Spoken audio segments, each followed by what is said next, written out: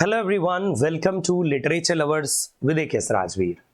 साथियों, मैंने अभी एक पिछले वीडियो में बात किया था कि आरपीएससी ग्रेड 1 यानी पीजीटी की जो वैकेंसी आई है उसके बारे में डिटेल इंफॉर्मेशन दिया था। अगर आपको डिटेल इंफॉर्मेशन चाहिए तो उस वीडियो का लिंक कमेंट बॉक्स में भी है और डिटेल में भी पड़ा हुआ है, आप देख लीजिएगा।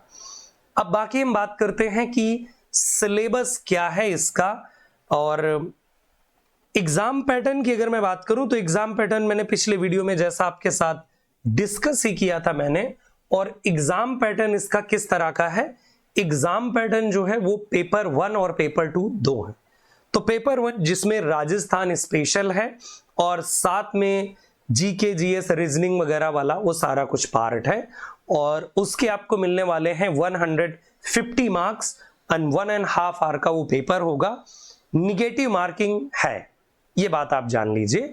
इसी तरह से जो पेपर सेकंड का सिलेबस है वो आपके सब्जेक्ट का सिलेबस है, यानी जिस भी आप सब्जेक्ट से अप्लाई करोगे पीजीटी पोस्ट के लिए आरपीएससी की, तो उसी सब्जेक्ट कंसर्न, जैसे हिंदी के लिए तो हिंदी वाला, इंग्लिश के लिए तो इंग्लिश, इसके लिए आपको मिलने वाले हैं 300 मार्क्स।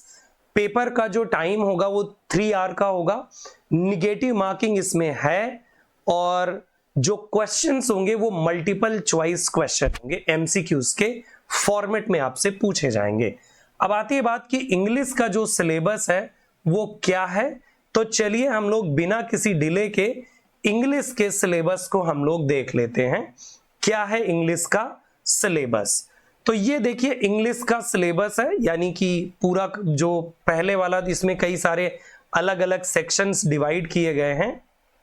हाँ, तो देखिए इसमें पार्ट 1 जो है वो सीनियर सेकेंडरी लेवल, जिसमें शॉर्ट में अगर मैं कहूं तो ग्रामर वाला पार्ट है।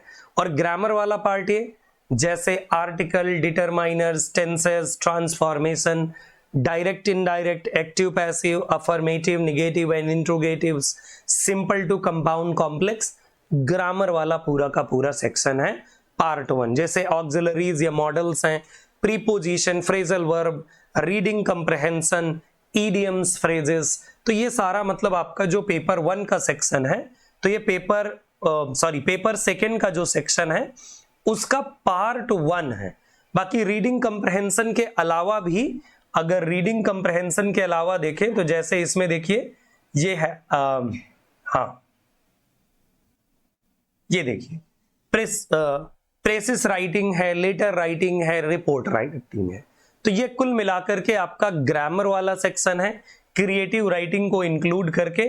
इसके अलावा देखिए इधर अगर आप देखें तो पार्ट सेकंड है, पार्ट 1 पार्ट सेकंड दो पार्ट्स में डिवाइडेड है आपका सिलेबस। बोले तो एक पार्ट ग्रामर का, दूसरा पार्ट लिटरेचर का। अब लिटरेचर वाले में ग्रेजुएशन लेवल यहां पर दिया हुआ है और यहां टॉपिक दिए हुए हैं, अलग अलग सेक्शन, पोइट्री, ड्रामा और भी नीचे सेक्शन होंगे। तो जैसे देखो पोइट्री में on his blindness, John Donne, Wordsworth, शैली, कीट्स, ब्राउनिंग, एजिकिल, कमला दास। किस तरह से पढ़ना है ये बात समझ लो आप। सो आपको स्टडी जो करनी होती है तो आपको पढ़ना होता है लाइफ एंड वर्क्स, ठीक है। तो सबसे पहले राइटर के बारे में पढ़ लीजिए, जैसे मिल्टन के बारे में पढ़ो, फिर इसके बाद पढ़ लीजिए ऑन हिज ब्लाइंडनेस। जो मेजर क्वेश्चन होंगे यहां से आएंगे, लेकिन मिल्टन की लाइफ से भी क्वेश्चंस पूछे जा सकते हैं, इसलिए मिल्टन की लाइफ, उनके थोड़े बहुत जो इंपॉर्टेंट वर्क्स हो उनको कंसीडर करना है, और जो यहां पर नाम दिया है उस वर्क को तो पढ़ना ही है, उसकी समरी, इंपॉर्टेंट लाइंस है ना, और उसमें कोई मान लीजिए डिवाइसेस वगैरह हैं, किस तरह का वो पोयम है, नॉवेल है, ड्रामा है, उस चीज को समझना यहां पर जरूरी होता है। तो ये देखिए आपके टॉपिक पोइट्री वाले हैं। फिर इसके बाद आपके टॉपिक देखिए दिए हुए हैं ड्रामा वाले। अब देखिए ड्रामा वाले सेक्शन में यहां पर शेक्सपियर का मैकबेथ और एज यू लाइक इट, यानी ड्रामा में सिर्फ शेक्सपियर के ये 2 वर्क दिए हुए हैं। प्रोज में बैकन का ऑफ स्टडीज और लैम्ब का in praise of chimney sweeper दिया हुआ है आपके लिए। नॉवेल या फिक्शन वाले पार्ट में टॉमस हार्डी का mayor of Casterbridge and are के नारायण का द वेंडर्स ऑफ स्वीट, ये वाला वर्क फिक्शन में दिया हुआ है। मतलब अगर कहें तो सिलेबस इधर वाला ये लिमिट का हो जाता है लेकिन इसके अलावा और क्या पढ़ना होता है? देखो, जब भी आप लिटरेचर पढ़ते हो तो ये सब चीजें कॉमन है। जैसे आपको फॉर्म्स पढ़ने होते हैं, ode, elegy, ballad, sonnet, epic, gothic, allegory. By the way, इनसे भी ज्यादा आगे पूछ सकता है, लेकिन ये मेजर फोकस है जो आपको पढ़ने ही पढ़ने हैं। बोले तो लिटरेरी टर्म्स आपको पढ़ना है, लिटरेरी टर्म्स। इसके अलावा एक और पार्ट है, वो है फोनेटिक ट्रांसक्रिप्शन या वर्ड स्ट्रेस को भी आपको पढ़ना है। फोनेटिक ट्रांसक्रिप्शन ये एक अलग पार्ट है। और फिगर ऑफ स्पीच भी पढ़ने हैं, simile, metaphor, personification, irony, hyperbole, onomatopoeia, synecdoche, oxymoron, तो ये वाला पोर्शन भी आपको पढ़ना है। इसके अलावा पोस्ट ग्रेजुएशन लेवल, ये तो देखिए ग्रेजुएशन लेवल का था जो आपने देखा, अब आपके लिए पोस्ट ग्रेजुएशन लेवल का पार्ट आ जाता है। अब पोस्ट ग्रेजुएशन लेवल के पार्ट में टीएस एलियट का वेस्टलैंड पढ़ोगे, हैरोल्ड पिंटर का birthday party, Anita Desai, cry the peacock, और फिर आपको पढ़ना है वैरायटीज ऑफ लैंग्वेज। लैंग्वेज की अलग अलग जो वैरायटीज होती हैं, जिनमें से क्रियोल है, पिजिन है, कोड स्विचिंग है, कोड मिक्सिंग है, तो ये आपको थोड़ा लिंग्विस्टिक वाला पार्ट पढ़ना है।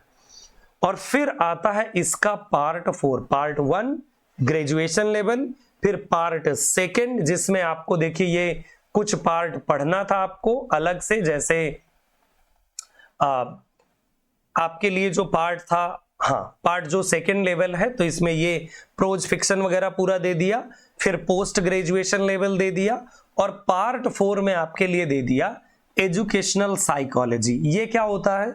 ये वो सब पार्ट है जो आपने बीएड में पढ़ा होता है ना। जैसे आपका educational psychology, pedagogy, teaching learning material, use of computer and information technology in teaching learning, तो ये आपको पोर्शन भी पढ़ना होता है, ये बीएड का पोर्शन होता है। तो इस बीएड के पोर्शन को भी आपको कवर अप करना है।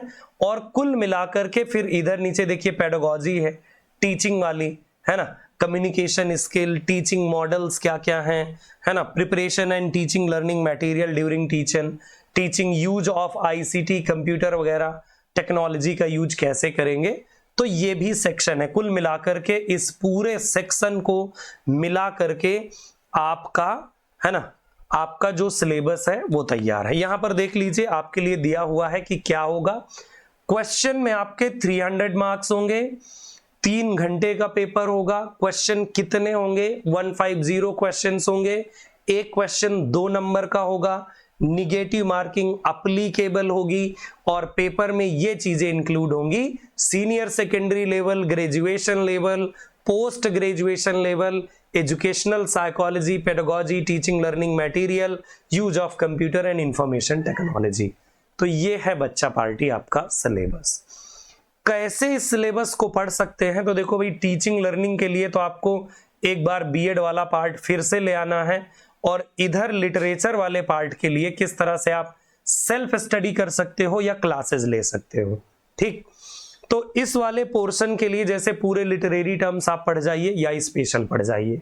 अब बच्चे कुछ लोग बहुत ज्यादा पढ़ना पसंद करते हैं, कुछ लिमिट का, जो लिमिट का पढ़ना पसंद करते हैं वो इतना ही पढ़ेंगे, जो पूरा पढ़ना चाहते हैं तो लिटरेरी टर्म्स जैसे हम पढ़ाते हैं, एमएच अब्राम्स के 8 से 10 लेक्चर होते हैं, पूरा कवर अप हो जाता है।